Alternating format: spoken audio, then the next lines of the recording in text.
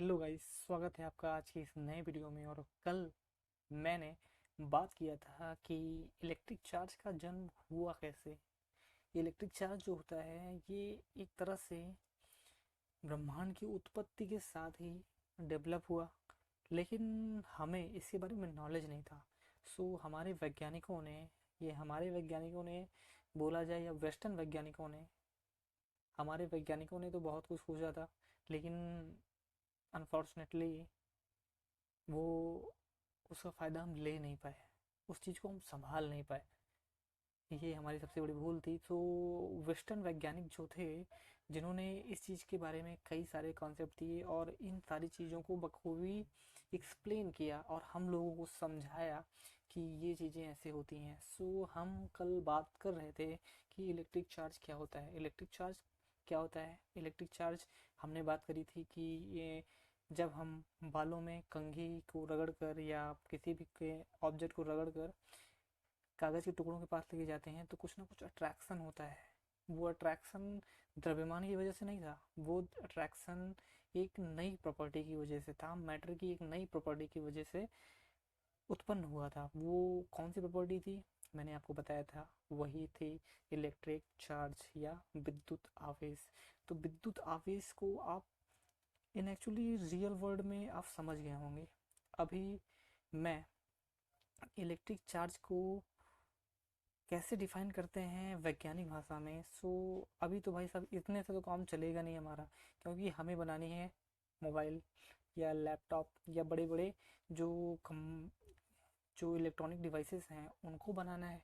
तो भाई साहब इतने से जानने से तो हमारा डिवाइस बनने वाला नहीं है। सो डिवाइस को बनाने के लिए हमें उस चीज़ को काफ़ी बारीकी से समझना था। सो उसको समझने के लिए हमने उसके ऊपर एक्सपेरिमेंट किए कि क्या चीज़ है जो एक दूसरे को अट्रैक्ट कर रही है।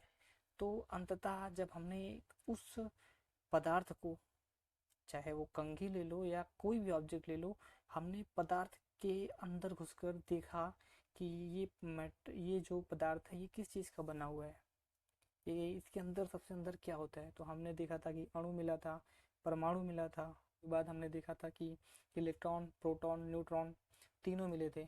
सो प्रोटॉन के बारे में मैं आपको कुछ ऐसे सिंपल सिंपल बता देता हूँ कि प्रोटॉन क्या था। प्रोटॉन एक सिर्फ धनावेशित कण है। अभी मैं धनावेशित क्यों बोल रहा हूँ, धनावेशित मैं इसलिए बोल रहा हूँ कि हमें पता नहीं है कि वो धनावेशित होता है, हमने अपनी समझ से उसको धनावेशित बोल दिया है। और इलेक्ट्रॉन को ऋणावेशित बोल दिया है, न्यूट्रॉन को उदासीन बोल दिया है, क्योंकि न्यूट्रॉन किसी के ऊपर कोई अट्रैक्शन फोर्स नहीं डालता है, इसलिए उसको हमने न्यूट्रॉन को उदासीन बोल दिया, मतलब न्यूट्रल बोल दिया, इसलिए उसको न्यूट्रॉन बोला जाता है। सो इलेक्ट्रॉन को हमने नेगेटिव चार्ज बोला और प्रोटॉन को हमने पॉजिटिव चार्ज बोला। अब चार्ज जो होते हैं ये एक दूसरे को अट्रैक्ट करते हैं या रिपेल करते हैं, मतलब एक दूसरे को खींचते हैं और धक्का देते हैं।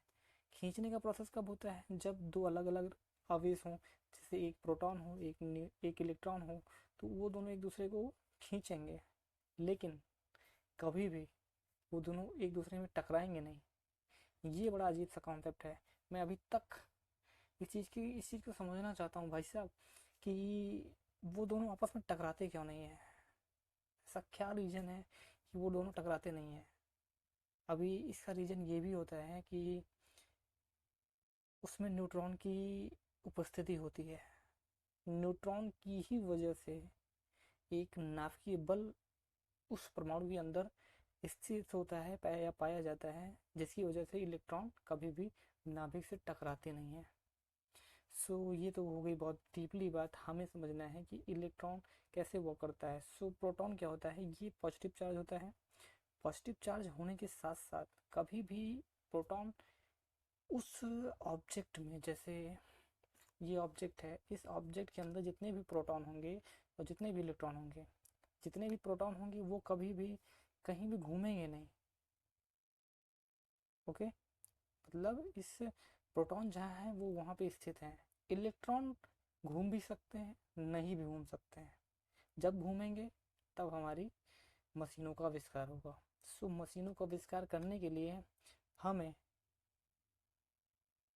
चालक की भी ज़रूरत है कुचालक की भी ज़रूरत है। ये जो ऑब्जेक्ट है ये कुचालक है, क्योंकि इसमें अगर हम यहाँ पे वायर लगाएं और यहाँ पे वायर लगाएं तो हमें करंट नहीं मारेगा, मतलब इधर से इलेक्ट्रॉन का फ्लो इधर नहीं हो रहा है। इसलिए इसलिए मैंने तीन चीज़ें बताई थी, चालक, कुचालक, अर्धचालक। चालक क्या था?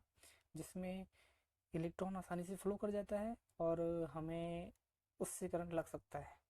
दूसरा अर्धचालक। अर्धचालक में क्या होता है, कुछ विशेष कंडीशंस में ही इलेक्ट्रॉन आता जाता था। सो चालक, अर्धचालक मतलब कुछ विशेष कंडीशन में, जैसे गर्म करने पर, ठंडा करने पर, ऐसे ऐसे कंडीशन में वो वर्क करता था। तीसरा मैंने बताया था अर्धचालक। ये तीनों की जरूरत पड़ेगी मेरे को।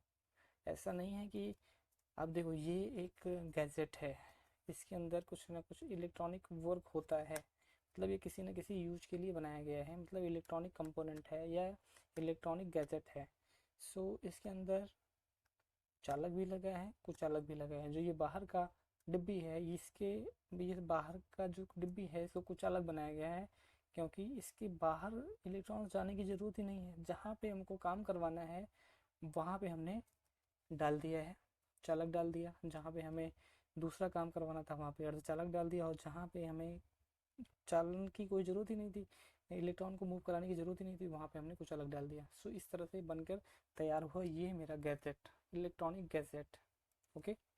सो अभी हम बात करते हैं कि अब चार्ज में, चार्ज के अंतर्गत तीनों दोनों आ गए, धनावेशित कण मतलब प्रोटॉन और इलेक्ट्रॉन। इसके आगे भी बहुत सारी चीज़ें होती हैं, उसको हम लाइट के अंतर्गत पढ़ेंगे। सो अभी हम पढ़ रहे हैं बहुत सारी चीज़ें। सो अभी क्या होता है, अब इलेक्ट्रॉन जो होता है, इलेक्ट्रॉन के बारे में हम बहुत कुछ जान लेते हैं। इलेक्ट्रॉन क्या करता है, जब भी चलता है तो कुछ ना कुछ चीज़ें बनाता चलता है। अब इलेक्ट्रॉन चला तो बहुत सारी चीज़ें ऐसे उत्पन्न होती हैं, जैसे होता नहीं था कि जब मंदराचल पर्वत का को घुमाया गया तो बहुत सारी चीज़ों की उत्पत्ति हुई। इसी तरह से इलेक्ट्रॉन जब भी चलता है तो कुछ ना कुछ करके ही गुजरता है। अभी इलेक्ट्रॉन जब चलेगा तो मैग्नेटिक फील्ड जनरेट होगा। ऐसे सारी बहुत सारी चीज़ें हैं जो इलेक्ट्रॉन की गति से ही संबंधित हैं। सो इलेक्ट्रॉन को जब हम समझेंगे तो उसके फ्लो को जब हम पूरे प्रॉपर स्टडी कर लेंगे तो 80% हम मोबाइल या कोई भी इलेक्ट्रॉनिक गैजेट समझना स्टार्ट कर देंगे। सो अब इलेक्ट्रॉन चलता कैसे है इसको हम कॉपी में देखते हैं। सो अब हम बात करते हैं कि इलेक्ट्रिक चार्ज की कुछ प्रॉपर्टीज होती हैं, उनको भी देख लेते हैं। दरअसल हम पूरी गहराई से समझना चाहते हैं कि कैसे कैसे बनता है कुछ। तो गहराई से समझने के लिए हम ऐसे भी समझ सकते हैं कि जैसे कि अब हम गहराई में थोड़ा सा अभी और अंदर जाएंगे, लेकिन अभी हम बाहर बाहर थोड़ा सा समझ लेते हैं। जैसे चार्ज जुड़ जाता है आपस में, इसकी बात हम आगे करेंगे। कंजर्वेटिव नेचर होता है, मतलब पूरे ब्रह्मांड में जितना चार्ज है वो स्थिर है, मतलब ना वो बढ़ेगा ना घटेगा। पूरे ब्रह्मांड में जितना चार्ज है वो स्थिर है, ना उसको बढ़ाया जा सकता है ना घटाया जा सकता है। हाँ, आदान प्रदान किया जा सकता है। जैसे ये एक गैजेट है और ये एक पेन है, हम इससे इलेक्ट्रॉन निकाल कर या इससे चार्ज निकाल के इसमें डाल सकते हैं, इसका चार्ज निकाल के इसमें डाल सकते हैं, लेकिन कभी किसी चार्ज को ख़त्म नहीं कर सकते हैं। मतलब एक इलेक्ट्रॉन को भी हमें ख़त्म नहीं कर सकते हैं। हमारे हमारी इंसानियत में मतलब इतना है ही नहीं कि हम एक इलेक्ट्रॉन को ख़त्म कर सकें। इलेक्ट्रॉन को ख़त्म किया कभी होगा ही नहीं। So that is not possible. Okay. So आगे बढ़ते हैं। मतलब कंजर्वेटिव नेचर होता है कि मतलब उसको ख़त्म नहीं किया जा सकता। वो सब क्वांटाइजेशन क्या होता है, क्वांटाइजेशन का मतलब होता है कि अभी हम आगे देखते हैं क्वांटाइजेशन क्या होता है। सो और आज हम विशेष रूप से इस टॉपिक पर बात करेंगे इलेक्ट्रिक करंट या विद्युत धारा क्या होती है। सो थोड़ा सा अभी हम और डीप से अंदर जाते हैं। चालक क्या होता है, चालक में क्या होता है कि ऐसा होता है चालक जिसमें जो ये नाभिक होता है, परमाणु का नाभिक होता है, नाभिक पे पॉजिटिव होता है और यहाँ पे निगेटिव होता है। तो निगेटिव पॉजिटिव आपस में बंधे होते हैं और ये चक्कर लगाता रहता है। नॉर्मली भी समझते हैं भाई। हाँ, तो चक्कर लगाता रहता है। तो चालक में क्या होता है कि ये जो अंतिम वाले इलेक्ट्रॉन्स होते हैं ये नाभिक से इतना बंधे नहीं होते हैं, तो ये साले घूमने निकल जाते हैं भाई सफ़र पे। ये निकल जाते हैं सफ़र पे, इस सफ़र पे चले जाते हैं। सफ़र पे जाते हैं तो फिर ये लोग बहुत काम करते हैं। सफ़र पे जाना है तो आपको पैसे तो कमाना पड़ेगा, तो पैसे कमाने के लिए इतना प्रोडक्शन कर देते हैं भाई कि उसमें इंसान का भला हो जाता है। अर्धचालक में क्या होता है, ये बंधे भी होते हैं और नहीं भी, मतलब कि ये सफ़र पे जाते तो हैं लेकिन बहुत सोचते हैं भाई, ये बहुत सोच कर जाते हैं। ये हमारी तरह हैं, बहुत सोच कर जाते हैं। और यहाँ पे क्या होता है, कुछ चालक में ये इतनी तरह से बंधे होते हैं, इतनी तगड़ा बंधे होते हैं, मतलब इतनी मजबूती से बंधे होते हैं नाभिक के साथ, इतना ज़्यादा अट्रैक्शन फोर्स होता है कि ये नहीं जाते हैं। बुर्ज खलीफा देखने बिल्कुल नहीं जाएंगे। कुछ भी हो जाए, कुछ भी आ जाए, मतलब इनके सामने कि नहीं जाएंगे, कभी नहीं जाएंगे। ठीक, मतलब ये घूमने नहीं जाते हैं। अब भाई जो घूमने जाएगा वही काम करेगा। तो अब बात आती है इलेक्ट्रॉन की। इलेक्ट्रॉन घूमने निकलता है। इलेक्ट्रॉन जब घूमने निकलता है, घूमने निकलता है तो क्या क्या होता है, ठीक, अभी हम इस पे बात करेंगे। तो इलेक्ट्रॉन को पहले हम थोड़ा सा समझ लेते हैं, ये वर्ड क्या है, इसकी कुछ प्रॉपर्टी समझ लेते हैं। इन एक्चुअली में एक इलेक्ट्रॉन पर 1.6 इंटू 10⁻⁻19 कूलाम आवेश होता है। कूलाम आवेश होता है, ठीक, कितना कूलाम आवेश होता है। और ये है सबसे अंतिम पार्टिकल होता है, मतलब इसको डिवाइड नहीं किया जा सकता। नो डिवाइडेबल, डिवाइडेबल मतलब इसको डिवाइड नहीं किया जा सकता, कांट डिवाइडेड। ओके, मतलब इसको डिवाइड नहीं किया जा सकता, सिर्फ इसको एडिटिव जोड़ा जा सकता है। जैसे एक इलेक्ट्रॉन आया मतलब इतना कूलाम आवेश आया, दो इलेक्ट्रॉन आया, दो गुना इलेक्ट्रॉन मतलब कूलाम आवेश आ गया, ये होता है। सो तो अब इलेक्ट्रॉन के बारे में हम कुछ बेसिक चीज़ें जान चुके हैं। सो बेसिक के बाद मतलब ये एडिटिव नेचर का होता है, एडिटिव नेचर का होता है, ठीक, मतलब ये जुड़ जाते हैं, सीधी सीधी बात इतनी सी है। अभी हम बात करते हैं विद्युत आवेश की ही बात करते हैं, क्योंकि विद्युत आवेश को जब हम क्लियरली समझ जाएंगे तो हम विद्युत धारा को बड़ी आसानी से समझ जाएंगे। सो विद्युत आवेश को थोड़ा सा और हम एक्सप्लेन करते हैं। विद्युत आवेश, आवेश को देने के लिए, समझाने के लिए, एक जैसे मैं आया हूँ उसी तरह से एक सबसे पहले एक वैज्ञानिक आए जिनका नाम था कूलाम। कूलाम ये थे भैया न्यूटन के सबसे बड़े फॉलोअर्स। न्यूटन ने क्या दिया था, F equal to capital G m1 m2 upon r square मतलब पदार्थ के बीच की दूरी, ये दिया था। उन्होंने क्या दिया था कि दो अगर ऑब्जेक्ट हैं वो एक दूसरे को खींचेंगे तो एक कॉफिशिएंट आएगा, एक कॉफिशिएंट मतलब एक वैल्यू आएगा, उससे मल्टीप्लाई होगा, उनके बीच की दूरी का स्क्वायर कर देंगे तो वो वैल्यू निकल आएगा। ये दिया था न्यूटन ने। अभी गुलाम भी भाई साहब एकदम फुल कॉपी, ये बहुत बड़े फॉलोअर थे ऑफ न्यूटन। तो इन्होंने क्या दे दिया कि अगर जैसे एक चार्ज है, एक दूसरा चार्ज है, मैंने दोनों प्लस लिया है, तो एक प्लस माइनस लेते हैं तो आपको ज़्यादा समझने में आसानी होगी। सो प्लस माइनस लिया तो ये एक दूसरे को खींचेंगे तो दोनों तरफ बल लगेगा एक, भाई दोनों तरफ एक बल लगेगा। तो ये बल का जो मान होगा वो इन्होंने दिया। इस बल के बराबर क्या रख दिया इन्होंने, 4π/ε0। यहाँ पे हम के ही रखते हैं क्योंकि हम के से ज़्यादा अच्छे समझ पाएंगे। Q1 Q2 अपन r²। ये फुल कॉपी देख रहे हो, फुल कॉपी गुलाम, मतलब अगर दो चीज़ें आपस में एक दूसरे को अट्रैक्ट कर रही हैं, तो ये आप फार्मूला लगा के आप उन दोनों के बीच का फोर्स निकाल सकते हो। एक चीज़ तो विद्युत आवेश के बारे में ये हो गई। दूसरा दूसरा सिर्फ इतना ही जानना था कि जैसे अगर इस बॉडी के ऊपर एक इलेक्ट्रॉन ज़्यादा है तो कितना आवेश है, 1.6 इंटू 10⁻⁻19 कूलाम आवेश है। ठीक, कितना कूलाम आवेश है।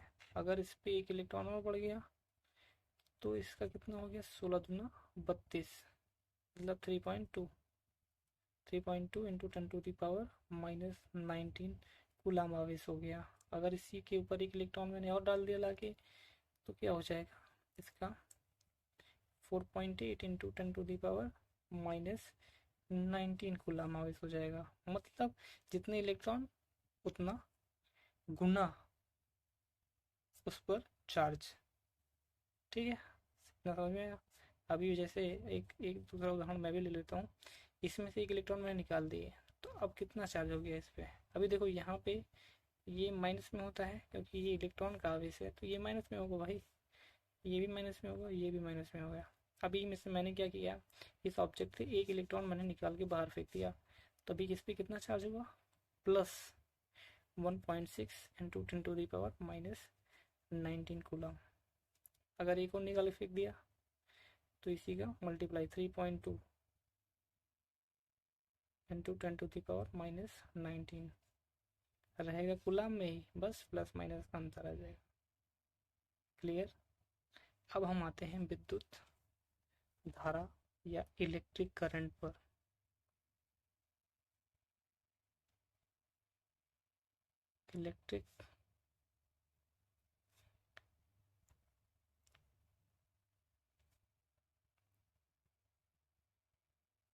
इलेक्ट्रिक करंट क्या होता है।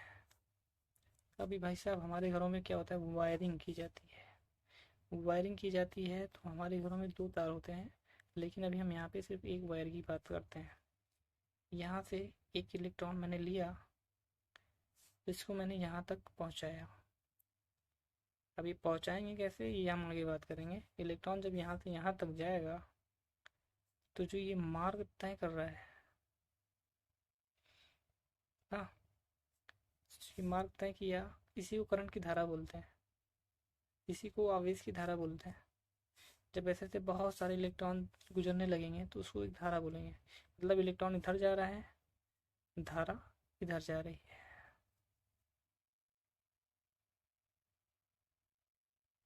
क्लियर, नहीं समझ में आया। देखो एक फॉर्मूले समझाते हैं हम आपको। Q बराबर होता है IT, एकांक समय में चले गए आवेश को धारा बोलते हैं। ओके ठीक, तो Q बराबर IT होता है। I मतलब देखो I इक्वल टू Q/T, मतलब 1 सेकेंड, टाइम को मैंने 1 सेकेंड मान लिया, 1 सेकेंड माना तो 1 सेकेंड में कितना आवेश गुजर गया, इस यहाँ से यहाँ तक कितना आवेश, इस पॉइंट से मैंने मान लो ये इस पॉइंट है, इस पॉइंट से 1 सेकेंड में कितना आवेश गुजर गया, जितना गुजर गया वही इसकी धारा है। मतलब सीधा सीधा बात है कि आवेश परिवर्तन को ही हम समय के अकॉर्डिंग जब लेते हैं तो वही हमारा इलेक्ट्रिक करंट कहलाता है। बस इलेक्ट्रिक करंट की अगर इलेक्ट्रॉन इधर जा रहे हैं तो इलेक्ट्रिक करंट की डायरेक्शन इधर होगी, सीधा सीधा इतना सा है।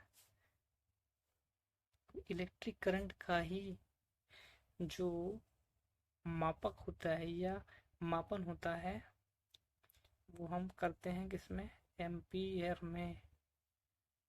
अब ये सबसे इम्पोर्टेंट चीज होती है भाई साहब, एम्पीयर। एक फोन है, ये प्रेजेंट टाइम पे डेड कंडीशन में है, ये डेड कंडीशन में है। अब इसकी जो तीनों BC की लाइनें होंगी बैटरी कनेक्टर पे, हम जब वोल्टेज चेक करेंगे, सॉरी जब वोल्टेज देंगे तो देखेंगे कितना एम्पियर कंजप्शन हो रहा है, कितना एम्पियर ये ले रहा है फोन। तो जितना एम्पियर ले रहा होगा उसके अकॉर्डिंग हम समझेंगे कि प्रॉब्लम कहाँ से है। ये चीज़ें होती हैं भाई। सो एम्पियर को हम अगले सेशन में और अच्छी तरह से डिस्कस करेंगे। सो अगले सेशन में हम देखेंगे इन एक्चुअली एम्पियर मतलब धारा की परिभाषा क्या है, धारा या करंट की एक्चुअल डेफिनेशन क्या है। डेफिनेशन तो मैं सीधा सीधा सिर्फ फार्मूले से ही डिराइव करता हूँ, तो डेफिनेशन तो समझ में आएगी आपको क्लियरली। एम्पियर का महत्व देखेंगे,